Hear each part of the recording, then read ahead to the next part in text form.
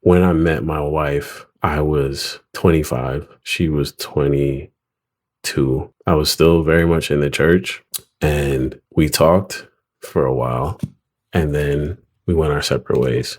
For 9 years, I did not see or hear from her. And then randomly, we reconnected on Instagram, and I still had her phone number from 9 years prior. But the difference was I was now transitioning out of the Seventh Day Adventist church.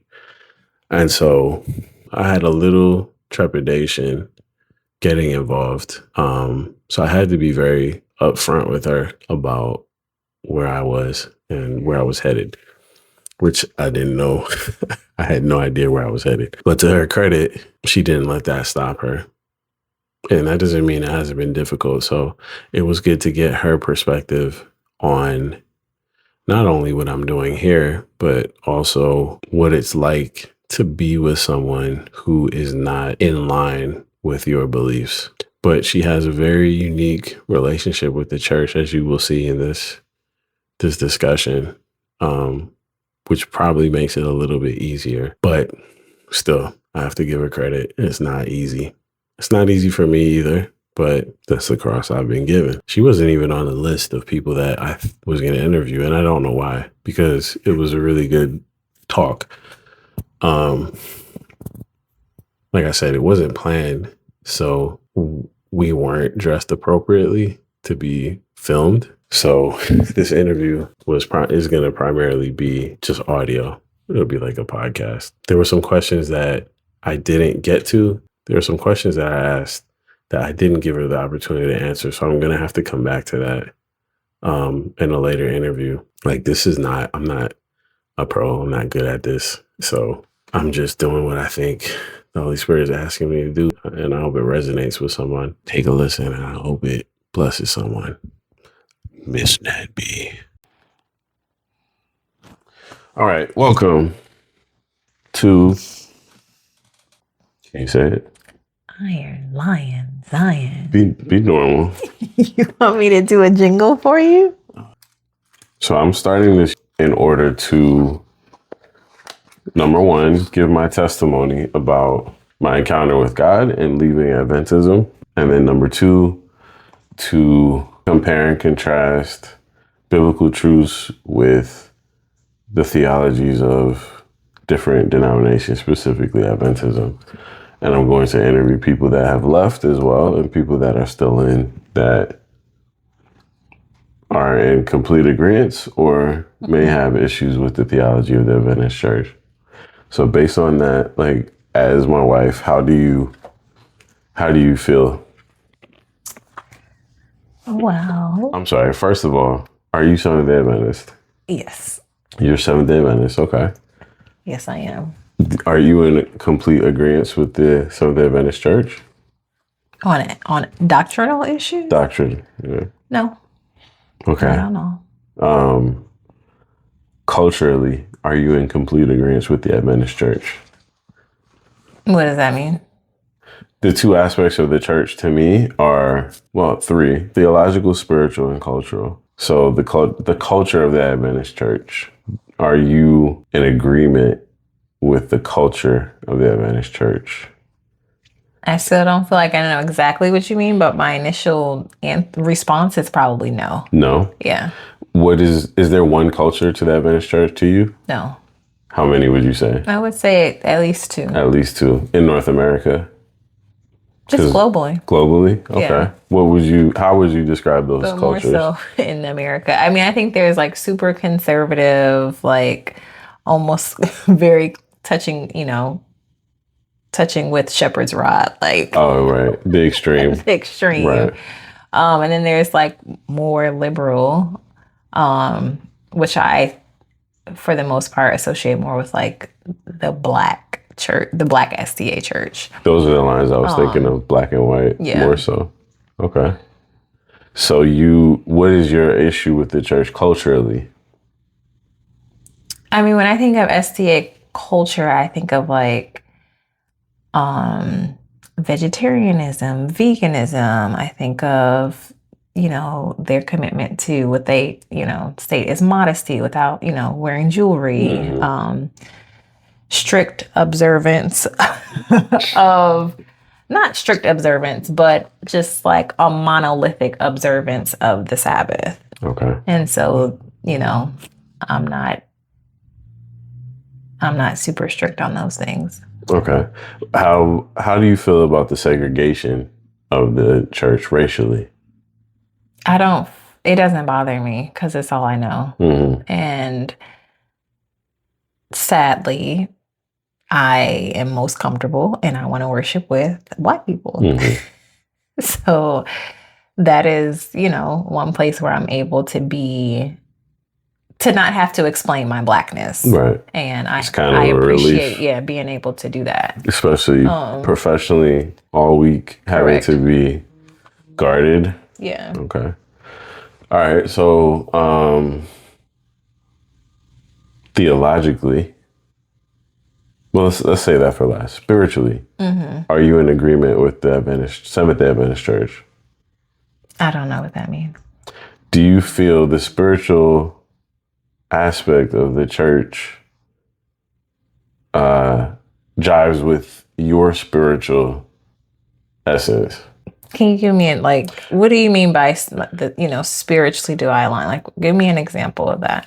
Okay, so you saw how we went to the book club last night, and you pointed out there and here that you were happy with how we are diving into the essence of God, the nature of God, things like that. And I'm assuming, is that your favorite part is that one of your favorite parts? Of the book club? Of the book club?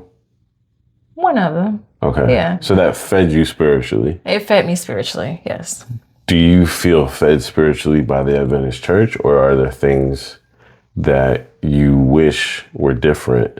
I think historically over my lifespan, there have been times where I did feel, spiritually fed by my association with the Adventist Church, be it at school, going to Oakwood, or be it, through different ministries at my church or local churches. Do I feel that way now? No, but I'm also in a different phase in my life. Like when I'm going to church now, it's more so to take our child and for the community of Adventism. Is that because you have advanced to a point that the church is not with you? Would you say that's? No. I can't say that because I don't feel like in this phase I've given church an opportunity to have that connection. Like when Sabbath approaches and I'm thinking about going to our church, it's like, okay, I'm going to take Judah to Sabbath school so he can, have that social community. Okay.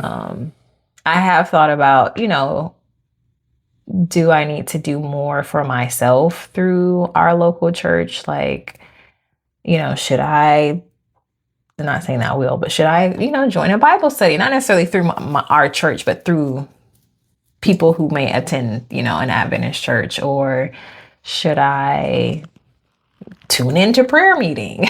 Because those were avenues previously, like when I was in my younger 20s, that helped to feed me and to grow my spiritual appetite.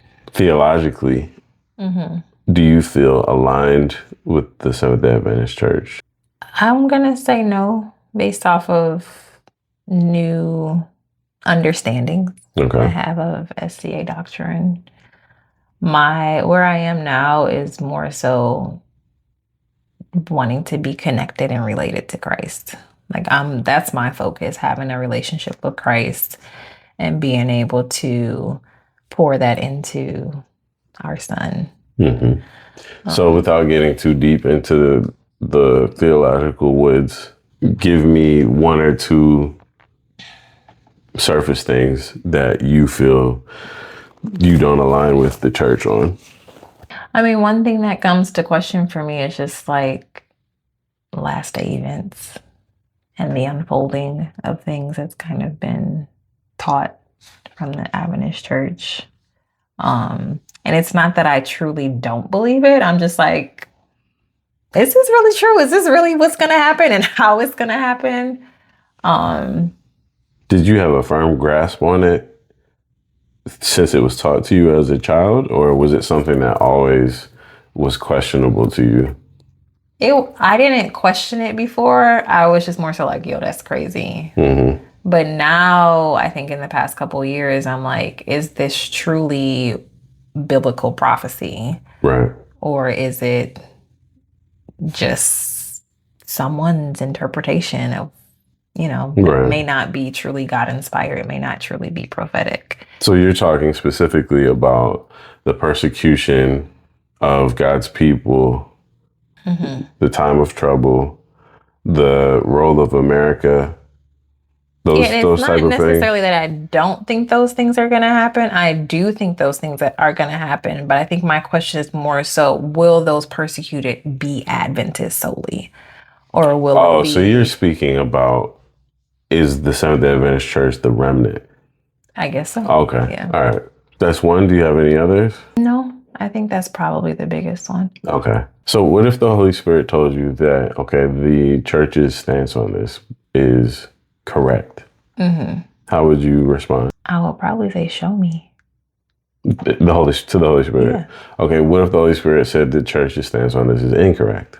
I would say, why? Okay. So say you were satisfied in either direction. How would that change, if at all, your relationship to the Seventh Day Adventist Church? Unless there was like a clear directive, like, do not align with the SDA church anymore, or, something else, and it probably wouldn't change much. Change anything. And I think that's because of the role that the SDA church plays in my life currently. Like, it's a part of, but it's not the fulfillment of my relationship with God, my spirituality. How would you describe the church's role in your life? I think it's community. I think for the most part, it's communal. Like having a group of overall like-minded people here, the church we go to, it has a community of like-minded people in the same kind of phase of life. So it makes it easier, in terms of our son having kids, me kind of, talking to people about what we want for him. There's part of it I don't have to like overstate it. I don't have to explain. So would you say you're more Seventh Day Adventist adjacent than Seventh Day Adventist? I don't know. Some will probably say that. Right. To me, it doesn't matter. Okay. All right. If the General Conference met right now, GC's going on right now, and they voted and decided that the Seventh Day Adventist Church was not the remnant church, how would that impact you? It wouldn't. Okay. That's interesting. You have a very interesting relationship with the church. Well, that's what I'm saying. I think it just speaks to the role that Adventism plays in my life historically over my lifespan and currently. Like, growing up, grew up SDA, went to Adventist church, went to Adventist schools, married an Adventist man. Was I at the time? I think I was out. That need answer. I think I was out by then. But I mean, it was very fundamental and provided a wonderful foundation. I think that's more so in regards to my parents than the actual church. Like, my parents were never like sending us to church to learn about God. It wasn't like, oh yeah, go to Sabbath school so you can learn this. They were teaching us, biblical truths, biblical knowledge.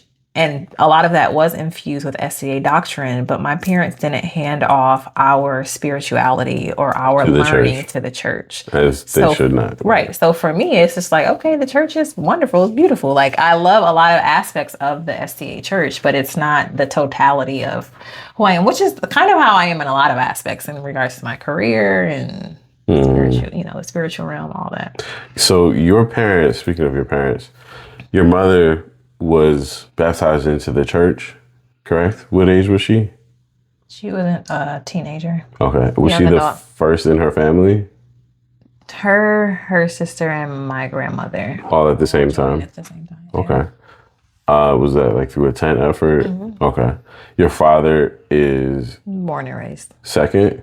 I'm not sure. Okay. All right, so I'm third generation.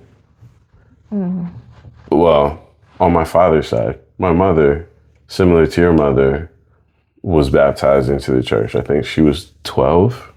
She was the first in the family, and then my grandmother and her sister, sister and then youngest brother followed. I don't think my aunt Dawn ever was baptized in. So very similar. And your father is West Indian. Both of my parents are West Indian.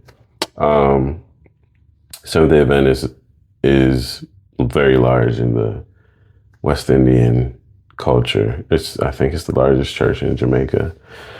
So do you think that aspect of how your mother came into the church, would you say who was the most influential in your spiritual life? Would you say your mom or your father? I think both. Both? They Okay. both offered something different.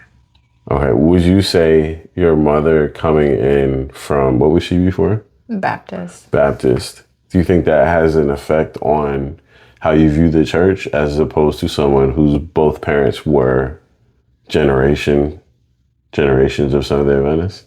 I mean, I don't want to compare it to someone else like you, but I can just say that for my mother, I feel like her experience and what she shared, taught, modeled with us was that, Adventism is a part of the, the children of God, the whatever you want to call It's it. not So the end all. it's not the end all be all. It's not, the only access that you have to Christ. For my mother, I think she, her spiritual relationship built upon her Christian foundation in the Baptist church. Okay. So, I think from that aspect, I was never like, oh, you better be having this or you going to hell. It was always, there was a larger community that I knew about of people who, are Christ followers and desiring to continue to have a relationship with him and will be in heaven. So I was raised that way as well. We often talked about the scripture that says, I have sheep that are not of this fold. But it was very clear that the fold was the Adventist church. Was that similar for you? So with that in mind, was there a mechanism that told you if you left the fold that you were lost? Yes. And that wasn't necessarily pushed by my parents.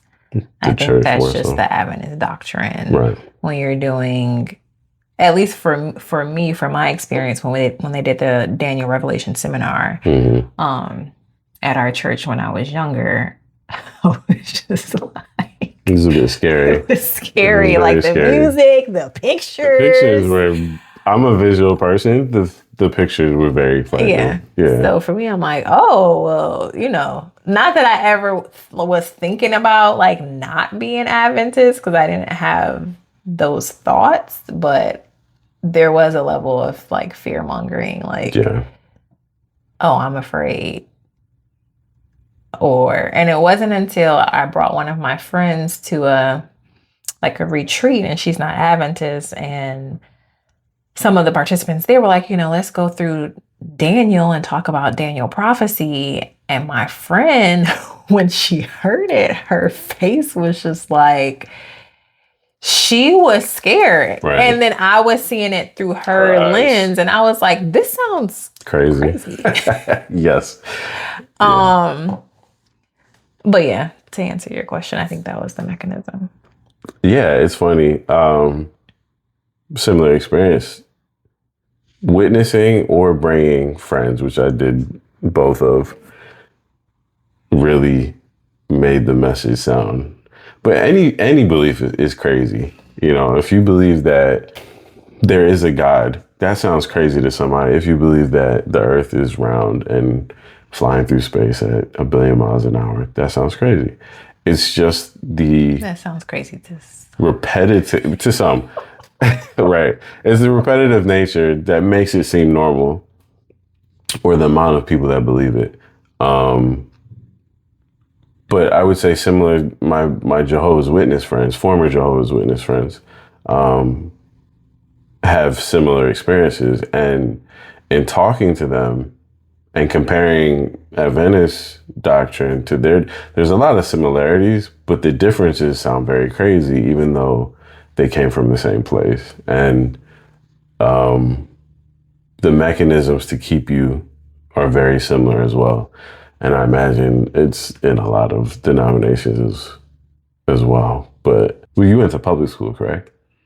I was Until homeschooled until late elementary. Then I went to our local public school, which is where a lot of, my friends came from, our neighborhood, our local public school. And I went to public school until I graduated. Then I went to Oakwood. So I feel like I got a good mix of all the different possibilities in Right. terms of schooling. And I think it really helped me in terms of like balance. When you got to public school, how was that? How did you find the transition? It was normal. It was regular because those friends were my friends from our neighborhood. Right. So they knew me. I knew them. They were aware of your lifestyle in terms of like vegetarianism and Yeah, I mean, there were still questions and of course there were people I didn't know. Right. So it's like, okay, well, the football game's on Friday night. Like, why aren't you coming? Right. But after you say it so many times, like people just kind of understand. Or like I was in band and they had a lot of like regional like band competitions on Saturdays. And I remember my band teacher asked my mom, like, well, can you ask your priest for permission? And I was like, this is not that. Like, this is my choice. This is. Was it your choice? It wasn't my choice, but I wasn't like, please, please, please let me go play in the band on Saturday. Right. I mean, I knew I wouldn't be able to. So it was like my parents' choice, but that was always what I was used to. And I was just so confused when he was like, can you ask your priest for permission? I was like, what? Yeah. So I got that too. I played a lot of sports growing up, and the coach would ask me similarly. They didn't say priest, but they would ask, can you get your pastor to sign a waiver? And I was like, this is my choice. And it definitely was my choice. Even going to church, my parents didn't force me, force us. They were very, I don't want to say hands off, but they presented the information and then they let us decide. A lot of people think growing up in a West Indian household, especially with the father he was a full-time pastor after I went to Oakwood, but he had the credentials. He went to seminary when I was like 5. He graduated. So people assume that, sure, I was forced. Yeah, I don't know how old that is. You might not want to drink it. It doesn't look like there's anything in there. Murky. This is yours, actually. I didn't bring this up here. But yeah, I wasn't forced. People assume that I was forced, and that's why people think I'm angry. But it was my choice. And I'm not saying this is your parents or your experience, but there's like direct force and there's backhanded force. Like, Oh, there was definitely consequences. Yeah, if I made the choice, they would not support it. They weren't going to drive me there. They weren't going to pick me up. They weren't going to support it in any way, shape, or form. I knew that. And so, yes, there is a backhanded coercion. And I don't even just mean that. I mean, like, what is the messaging you would have gotten had you chosen to participate? Was it like my your salvation would have been in jeopardy? 100%. My salvation would have been in jeopardy. Okay. So yeah, there's guilt mechanisms. There's logistical mechanisms, all sorts, to help you make the decision that they want you to make. But I was definitely made aware that it was my decision and that it was my relationship with God, that they couldn't have it for me, which I appreciate. And I make no mistake, I did have friends that did not have choices and they were forced. And when they got the opportunity to be autonomous, they lashed out and they, as you do with any, it doesn't matter what subject it is. It could be sex, it could be religion, drugs, whatever. If a parent forces you, the odds are the child is going to try. So once you got involved with me, was I clear about where I was spiritually? I think so. I mean, I think you were still journeying through. You hadn't arrived at any particular like big decisions. Like when I met you, you were still a part of the Adventist church. We were going to church together when I came to visit and vice versa. Um, but I knew you were in a season of questioning and discovery, which I appreciated because of where I was. Where were you? I was Ma'am, you're supposed to have your phone off.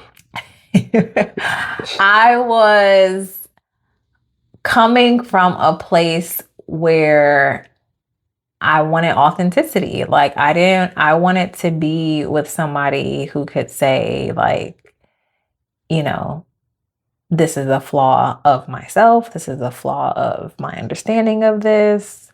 I wanted somebody who could see me as having a spiritual walk and respect it. And I feel like because my relationship with God is so personal to me, and it's something that, you know, I hold very, very sacred because I, similar to you, I was forced to go to church, but I wasn't forced like to be baptized. Right. And so I made that decision on my own, and I remember it, and it was, you know, like it was a very poignant moment in my spiritual walk. So since that point, you know, that's something that it's been personal and very real to me. Right. My parents were never like, go read your Bible or go pray. You know, like those were things that I was already doing. So when I met you, being with somebody who was able to see like, okay, Natalie has her own journey and it doesn't look like anyone else's, that was important to me. So seeing you doing that at the same time while I was trying to reaffirm myself and being like that was attractive to me. Okay. Does that make sense? Yeah, absolutely. When it became clear that I was no longer going to be a part of the Seventh Day Adventist denomination. You all right? No, I'm not. Is this news to you? Yes, it is. Okay. Now that it has become clear that I'm no longer going to be part of the Seventh Day Adventist denomination, how has that affected you? It's been very hard because it's kind of a dream deferred in a sense. Like we are married now, we have a child now. So like I always envisioned the spirituality, the religion of my family looking a certain way. And the practice, the tradition looking a certain way. So like going to church together was something that I always looked forward to doing because I enjoy church. Like I enjoy going, I enjoy the community, I enjoy the worship. And so doing that without you feels wrong and it feels sad. And I think like we got married during COVID. So there, you know, corporal church was not really happening. Like people were kind of zooming in. And then by the time, you know, things rolled back with COVID, we now had a child. And it was like, wait, so I'm taking him to church by myself every week. And people are asking me like, yo, where's Oth? Like, how's Oth? And, you know, whatever mental space I was in at that time, like trying to either scale it back or be very honest, like, look, pray for him. Did you say he's on his way to hell? No. But, you know, part of me does desire for you to have that community and also worry that, you know, about the lack of you having that community. Like, I think it's important and I think that you need it. So yeah, I think like our book club is a good I don't want to say substitute, but it's a good adjunct because we still get, even more so, we get the coming together, the discussion, the discovery, the community. So that's nice. But there is still something about a woman going to church by herself with her child that I don't like. And it might just be the optics. No. So I can identify 100% because I think most people envision their future, especially from, adolescent, teen years, and how you want your family to look. And it's often similar to how you were raised. I always pictured for the entirety of my life going to church with my family. It was something I looked forward to, especially after being single for so long, going by myself. I looked forward to going with my wife, going with my children, being an integral part of the church, not just church, but Pathfinders. I think my favorite part of church was AY, because it was more relaxed. It was less stiff. Socials, potlucks, things of that nature, going to people's homes, whatever. I looked forward to that. And once I left, I mourned the death of that dream because I didn't want to leave. I didn't leave because it was something I wanted to do. And actually, I'll get into my testimony another time, but I tried to bargain with God that I could just be around socially and still be convicted of what I was convicted. But God made me very uncomfortable and told me that I had prayed specifically for him to lead me and that I would follow wherever he led. And, when you pray that prayer, you gotta be careful praying that because he will take you places that you don't expect and he'll take you places that are very difficult. Following God is not easy. It's not easy, especially in this world. But I'm going to stop it here. Thank you for what? No, just Thank you for because I feel like I've even learned some stuff that I didn't know before. I realize we don't really talk about this a whole lot. you gotta put me in front of a camera To get the honest truth, huh? And this won't be the last time. I'm gonna have you on again. I mean, you're not posting this anyway because I look a mess. It might just be audio. Okay. It might just be audio because I didn't expect it. We just did 35 minutes. It was good though. It was good. I didn't expect it to go this good. I thought it was going to be like a quick 5 minutes. And why? Because you thought I was surface and basic. Because with me, that's how you are. You think I'm you use up all your a basic person? You use all your depth at work, and when you get home, you don't got no depth. I just want to watch reality TV. Yeah, you just want to watch Housewives. But this is encouraging. I have depth. I have spiritual depth. I know you do. Okay. But even during worship, I'd be like, yo, so what do you think about this? He's like, I don't know. It's not that I don't know. It's just that's not what I have to do. Well, listen, I'm going to have you on a lot more because I feel as my first guest, you set the bar. I thought you were going to say your first wife. Well, yeah, my first wife too. What? You set the bar pretty high for interviews. So, and I didn't even ask all the questions I wanted to ask, but I wanted to keep it short. This was impromptu. Tell them this was impromptu. This was impromptu.